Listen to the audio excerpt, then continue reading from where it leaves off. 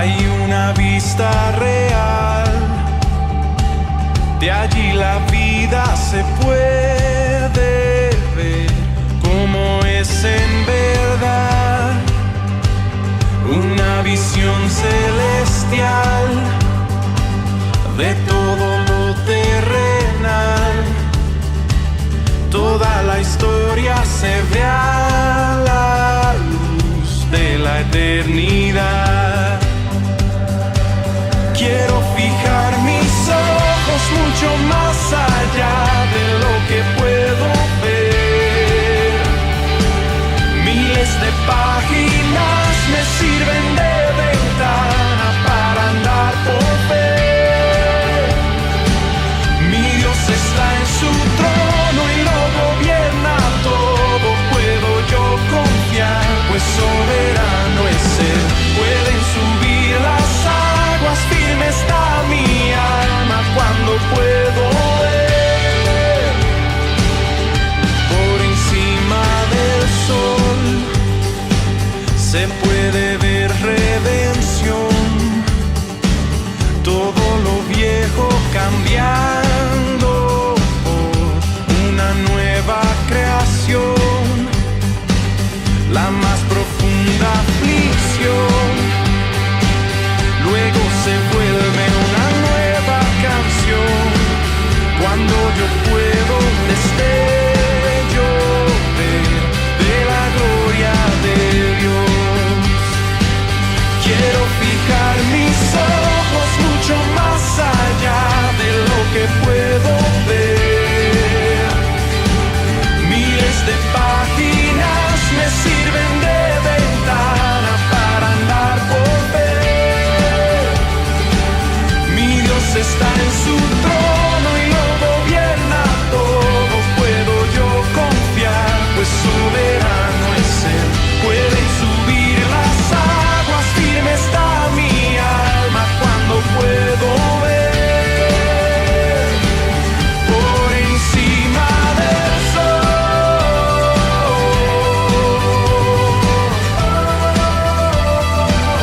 por encima del sol.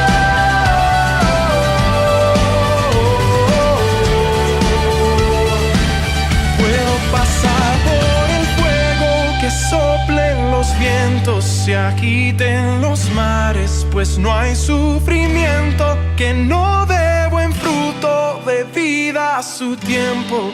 Mientras yo espero, puedo pasar por el fuego, que soplen los vientos, se agiten los mares, pues no hay sufrimiento que no dé buen fruto de vida a su tiempo. Mientras yo espero, mis ojos están por encima del sol.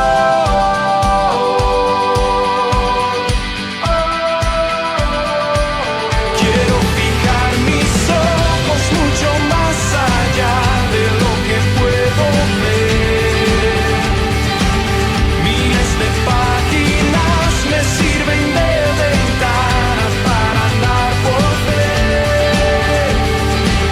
Mi Dios está en su trono y lo gobierna todo. Puedo yo confiar, pues soberano es Él. Pueden subir las aguas, firme está mi alma cuando puedo ver. Por encima del sol,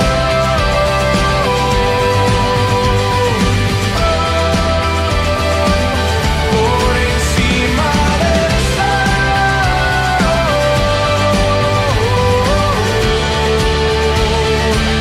por encima del sol.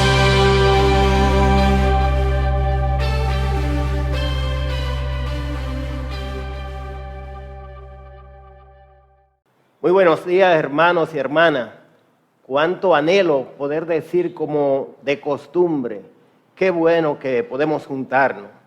Lamentablemente, por la circunstancia que atraviesa el mundo y de una manera particular nuestro país, esto no puede ser posible.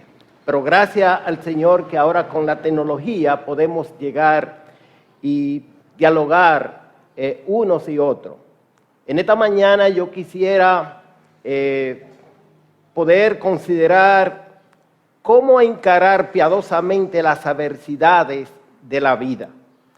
Vivimos en una situación difícil para nuestra nación, para el mundo, en la cual nosotros tenemos que actuar acorde con las demandas de Dios.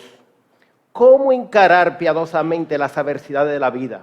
Para ello yo quisiera utilizar el libro del profeta Habacuc. Como es un libro pequeño, es decir, solamente tiene 3 capítulos, vamos a estar considerándolo de una manera breve, de una manera rápida. Antes vamos a tener un momento de oración. Soberano Padre, tú eres el creador del cielo y la tierra, todo el universo te corresponde a ti, porque lo hiciste según el designio de tu voluntad para tu honra y para tu gloria. Estamos sumidos en medio de esta pandemia que azota al mundo y que también de una manera despiadada afecta a nuestra nación. Hoy no podemos reunirnos como de costumbre. Los hermanos están en su casa. Pedimos por ellos para que en tu gracia, en tu misericordia, fortalezca su vida y le anime a vivir vidas que sean dignas de ti. Al exponer tu palabra necesitamos de tu gracia, Señor. Es imposible que podamos percibir las verdades tuyas si el Espíritu Santo no nos ilumina. Por lo cual nos encomendamos en tus manos para que sea tú quien nos guíe y nos dirija en esta exposición. Te lo rogamos en el nombre de Jesucristo. Amén. De inmediato vamos al libro de Habacuc, capítulo 1, verso 1, dice así la palabra de Dios. La profecía que vio el profeta Habacuc. ¿Hasta cuándo, oh Jehová, clamaré y no oirás? Y daré voces a ti a causa de la violencia y no salvarás. ¿Por qué me hace ver iniquidad y hace que vea molestia? Destrucción y violencia están delante de mí, y pleito y contienda se levantan. Por lo cual la ley es debilitada y el juicio no sale según la verdad. Por cuanto el impío asedia al justo, por eso sale torcida la justicia. En la Biblia la palabra de Dios se reseña que la vida del ser humano en este mundo se verá siempre afectada por una serie de circunstancias difíciles, circunstancias adversas. La palabra de Dios es clara en este sentido. En el libro de Job nosotros encontramos pronunciamiento de persona amiga de Job que decía, pero como las chispas se levantan para volar por el aire, así el hombre nace para la aflicción. El mismo Job en el capítulo 14, verso 1, destaca, el hombre nacido de mujer, corto de días y hastiado de sinsabores.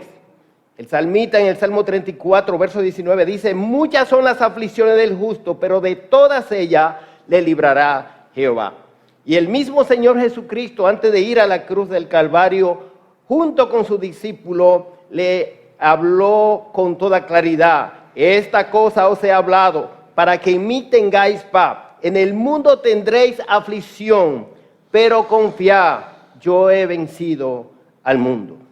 De ahí que muchos escritores han optado por titular su libro Cuando la vida se derrumba, cuando lo que Dios hace no tiene sentido. ¿Por qué, Señor? ¿Por qué? Dios mío, ¿por qué sufro? La palabra de Dios nos es precisa, nos es clara, contundente, advirtiéndonos que vamos a tener dificultad en este mundo. Ahora, la palabra de Dios también demanda de los creyentes encarar esas dificultades de una manera piadosa. Encarar la vida en medio de dificultades, adversidades, aflicciones de una manera piadosa. Alguien define la piedad como la devoción a Dios en acción. También nosotros podemos definir la piedad de manera antónima, es decir, por lo que no es. Por ejemplo, el Salmo 10, verso 4 dice: el impío en la altivez de su rostro no busca a Dios. Todo su pensamiento es: no hay Dios. O como lo traduce la Reina Valera 60, no hay Dios en ninguno de sus pensamientos. De modo que una persona piadosa es aquella que tiene a Dios siempre en sus pensamientos.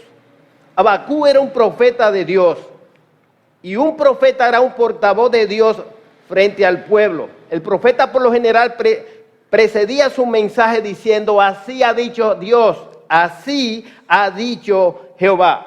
Su ministerio era diferente al del sacerdote, que tenía la responsabilidad de representar o interceder por el pueblo delante de Dios. Ahora, Abacú, según el contenido de su libro, fue un profeta singular, porque todo el libro trata de un diálogo entre el profeta y Dios. Es decir, que Abacú no habla al pueblo, sino a Dios. Él habla con Dios acerca del pueblo. Probablemente Abacú fue contemporáneo de Jeremías durante el reinado de Joacim. Esta conclusión se toma por la naturaleza de los pecados que él denuncia, y también porque hace alusión al surgimiento del imperio caldeo. Cabe destacar que la nación de Israel, es decir, los judíos, tenían un gobierno teocrático. El rey era un súbdito de Dios al servicio de la nación, con leyes divinas, los 10 mandamientos, por ejemplo, el Pentateuco, y el servicio de los profetas que traían continuamente el mensaje de parte de Dios. Este pueblo, independientemente de su condición espiritual, estaba llamado por Dios para dar testimonio a todas las naciones acerca del carácter de Dios. Por ejemplo, Éxodo capítulo 19, versos 5 y 6 dice: ahora pues diré, si diereis oído a mi voz y guardareis mis pactos, vosotros seréis mi especial tesoro sobre todos los pueblos, porque mía es toda la tierra. Y vosotros me seréis un reino de sacerdotes y gente santa. El pueblo se desenfrenó en sus pecados, animado muchas veces por reyes perversos que le dirigían. Ya en la época de Abacú, el reino del norte, representado por 10 de las 12 tribus, habían desaparecido por las invasiones enemigas, y Judá, el reino del sur, estaba espiritualmente hecha un desastre. Es en medio de esta situación que surge Abacú, preocupado por la reputación de Dios, que parece indiferente frente a la maldad de quienes se dicen su pueblo. Versículo 2 y 4 del capítulo 1 dice: ¿hasta cuándo, oh Jehová, clamaré y no oirás? Y daré voces a ti a causa de la violencia, y no salvarás. ¿Por qué me haces ver iniquidad y hace que vea molestia? Destrucción y violencia están delante de mí, y pleito y contienda se levantan, por lo cual la ley es debilitada y el juicio no sale según la verdad. ¿Sabe por qué? Dice el profeta: por cuanto el impío asedia al justo, por eso sale torcida la justicia. Las cosas no han cambiado mucho. Allá entonces, más de 500 años antes de Cristo, y aquí, ahora, 2020 después de Cristo, en República Dominicana. Un día de regreso del aeropuerto de las Américas, un hermano transporta un equipo misionero procedente de Estados Unidos con la finalidad de desarrollar un campamento para niños de la calle, es decir, niños con extrema necesidad. Se detiene a tomar agua de coco en un lugar de la Avenida España. Luego que vuelven al vehículo, descubren que la cartera de la misionera responsable del equipo fue robada. Inmediatamente acuden al destacamento policial más cercano para hacer la denuncia. Asómbrese, detuvieron al denunciante, que era el director de la institución que recibía a los misioneros. Ahora los misioneros estaban sin dinero para el campamento que iban a realizar, sin anfitrión ni conductor. Pero, nada, esas son cosas de este país. Pero ¿cómo puede ser en el pueblo de Dios? Habacuc no podía entender el silencio de Dios en medio de este desastre moral. Es por esto que acude en súplicas y quejas desesperado, pero eso sí, delante de Dios. A partir de los versículos 5 del capítulo 1, Dios le responde al profeta con un asombroso plan. Versículos 5 al 11. Allí está ese plan. Yo levanto a los caldeos. Y no simplemente dice que son los caldeos los que vienen, sino que también le describe la característica despiadada de los ejércitos caldeos. Habacuc ahora tiene mayor problema. ¿Cómo es posible que un Dios justo y santo castigue a su pueblo con un pueblo mucho más perverso que el suyo? Por eso en el versículo 13 dice, muy limpio eres de ojo para ver el mal, ni puedes ver el agravio. ¿Cómo puede ser posible que tú utilices a los caldeos, un pueblo despiadado, un pueblo sin misericordia, un pueblo corrompido, para castigar a Israel, tu pueblo, que es mucho menos malo que los caldeos? El profeta perplejo se retira con la esperanza de recibir respuesta y Dios le responde, capítulo 2, verso 1 y 4. Dice así, sobre mi guarda estaré y sobre la fortaleza firmaré el pie y velaré para ver lo que se me dirá. ¿Y qué he de responder tocante a mi queja? Y Jehová me respondió y dijo, escribe la visión y declárala en tablas, para que corra el que leyere en ella. Aunque la visión tardará, aún por un tiempo, más se apresura hacia el fin, y no mentirá, porque aunque tardare, espéralo, porque sin duda vendrá, no tardará. He aquí aquel cuya alma no es recta, se enorgullece, mas el justo por su fe vivirá. Dios no solo le certifica que será así como le anunció, sino que lo responsabiliza para que lo publique a todo el pueblo y esté preparado, confiando en Dios a pesar de las circunstancias. A partir del versículo 6 del capítulo 2 aparecen varios ayes o sarcasmos, especialmente contra los caldeos. Estos sarcasmos o ayes parecen parte de nuestra historia. Cuando estoy pensando en la historia, estoy pensando en nosotros los dominicanos. No puedo olvidar que mientras se preparaba la zona colonial de Santo Domingo para la celebración del 5º centenario del descubrimiento de América, y como decían ellos, y evangelización del Nuevo Mundo, en las excavaciones en el monasterio de San Francisco se halló una osamenta con unos grilletes, lo cual fue ocultado por los responsables de la conmemoración. Una osamenta, es decir, un cadáver de algún hombre con unos grilletes.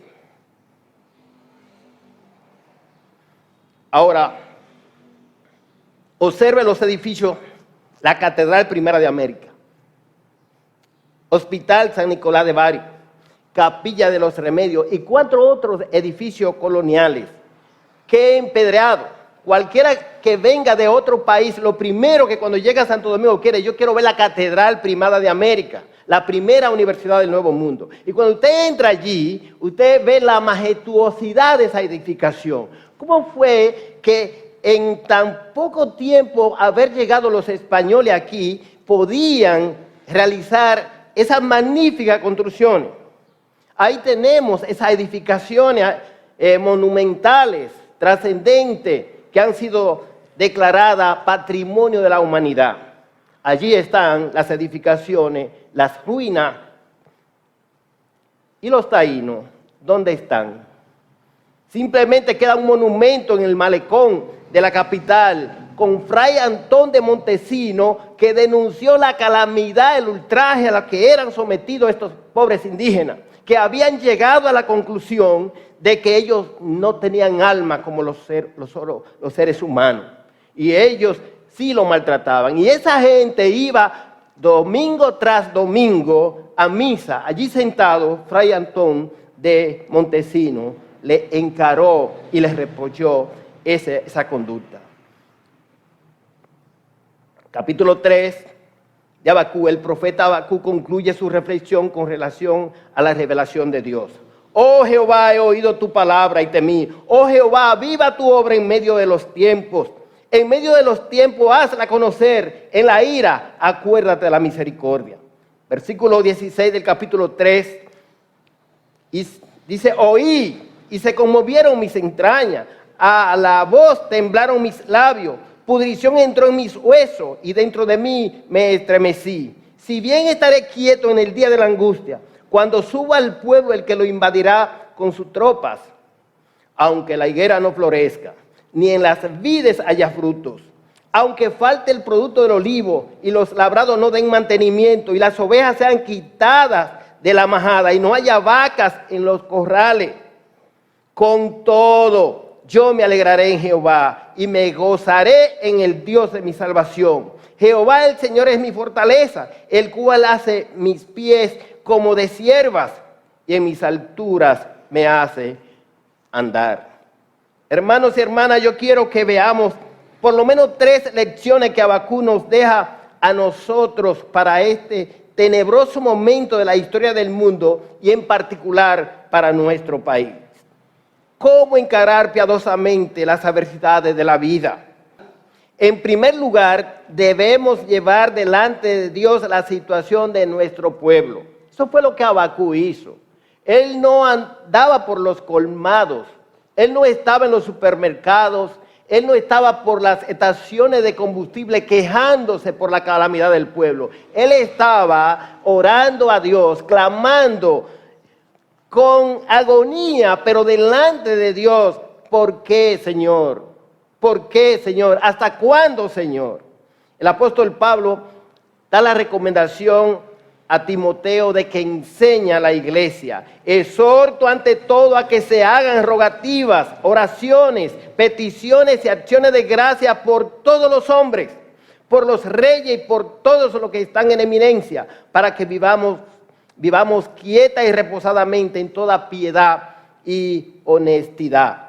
¿Cuánta falta nos hace esto a nosotros en nuestro pueblo? Dios ha constituido la oración de los creyentes como parte del engranaje de su providencia. Y Él es el que produce el querer como el hacer por su buena voluntad. Proverbios capítulo 21, verso 1. Como los repartimientos de las aguas, así está el corazón del rey en la mano de Jehová. A todo lo que quiere lo inclina. Eso es lo que vemos en el libro de Habacuc.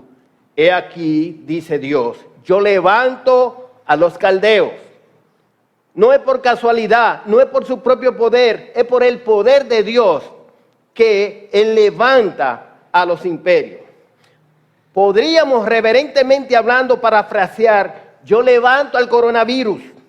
Dios es el único y soberano, Rey de reyes y Señor de señores, y debemos como creyentes arrodillarnos delante de Él en arrepentimiento y súplica por este país, por su iglesia. ¿Cuántos llamados cristianos no saben cumplir el llamado quédate en casa? Porque no saben en cuál casa, por haber arruinado su matrimonio, y ahora están en otra casa y sus hijos sufriendo la separación. ¿Cuántos hermanos líderes en la iglesia que no pueden decir con Josué, mi casa y yo serviremos a Jehová? Porque nunca su casa fue el principio de evangelización ni la prioridad de su ministerio. Es tiempo de orar con reflexión y arrepentimiento en el pueblo de Dios, no solo por las autoridades políticas. Es un tiempo oportuno para reflexionar en oración a Dios por nuestros hogares, soltar los celulares, apagar la radio y televisión y juntos clamar al Santo de los Santos. En esta cuarentena, ahora hay tiempo, aprovechémoslo. Los piadosos siempre tienen a Dios en sus pensamientos.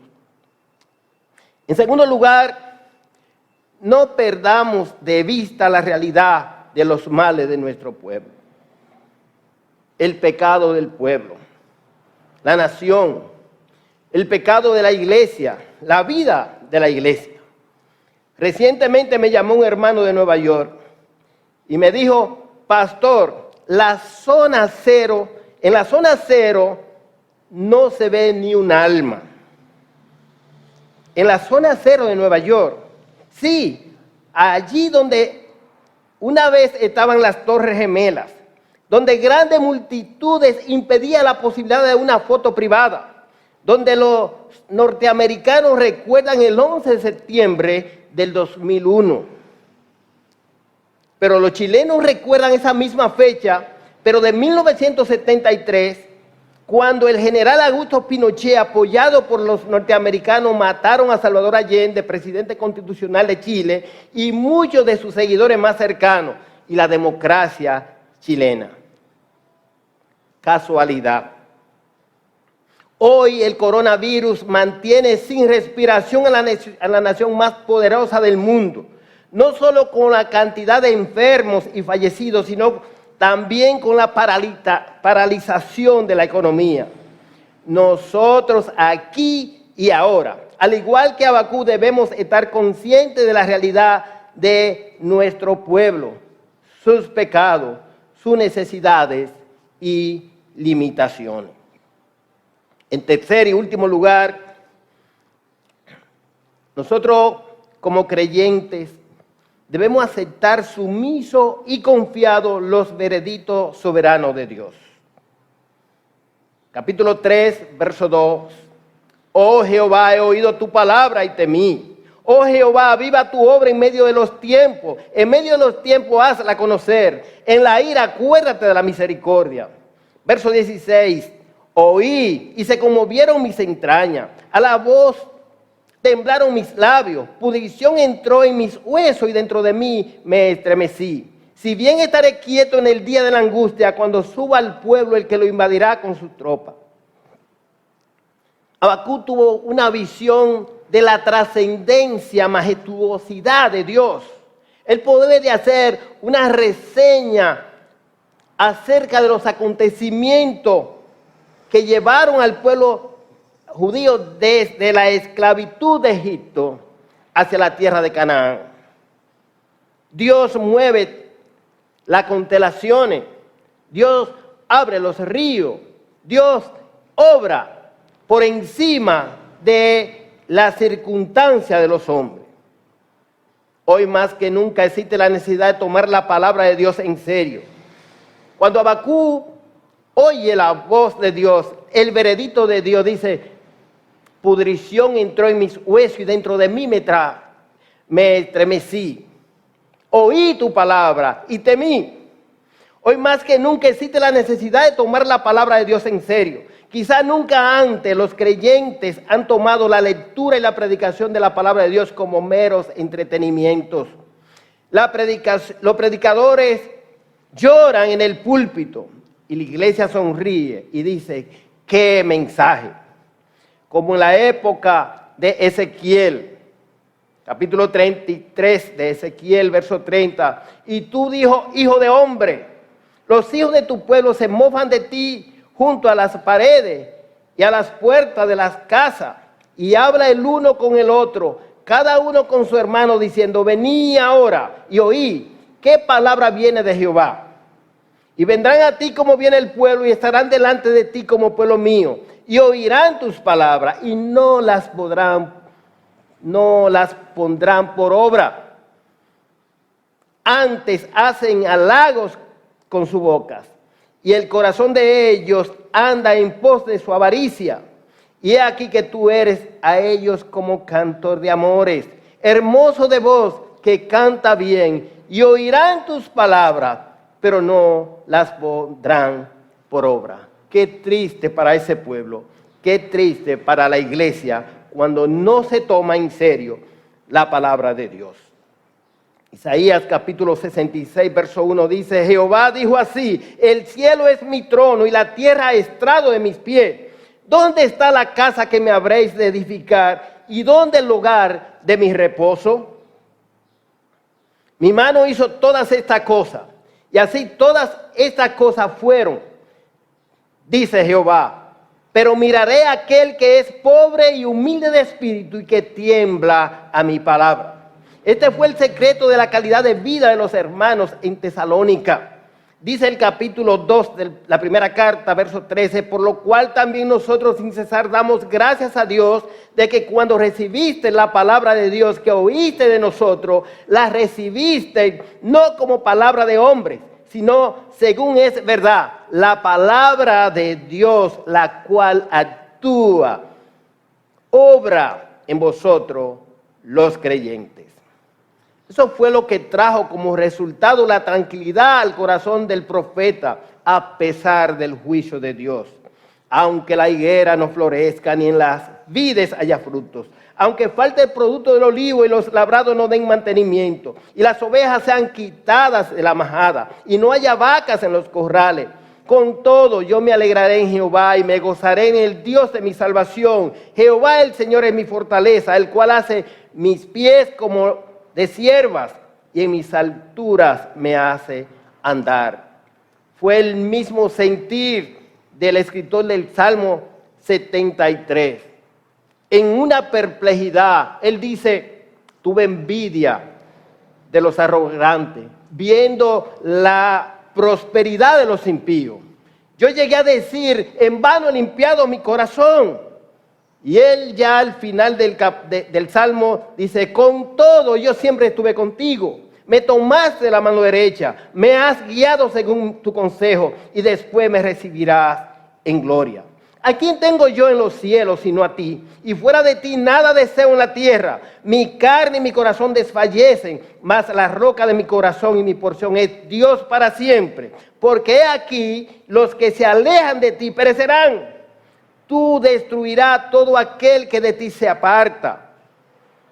Pero en cuanto a mí, el acercarme a Dios es el bien. En cuanto a mí, el acercarme a Dios es el sumo bien. He puesto en Jehová el Señor mi esperanza para contar todas tus obras. Isaías capítulo 26, versos 3 y 4. Tú guardarás en completa paz a aquel cuyo pensamiento en ti persevera, porque en ti ha confiado. Confía en Jehová perpetuamente, porque en Jehová el Señor está la fortaleza de los siglos. Tú y yo, hermanos y hermanas, podemos disfrutar de esa paz que sobrepasa todo entendimiento, porque Cristo con su muerte, sepultura y resurrección quitó la muerte, sacó a luz la vida y la inmortalidad por el Evangelio. Apocalipsis capítulo 19, versículo 6. Y oí como una voz de una gran multitud, como el estruendo de muchas aguas y como la voz de grandes truenos que decía, aleluya, porque el Señor nuestro Dios Todopoderoso reina.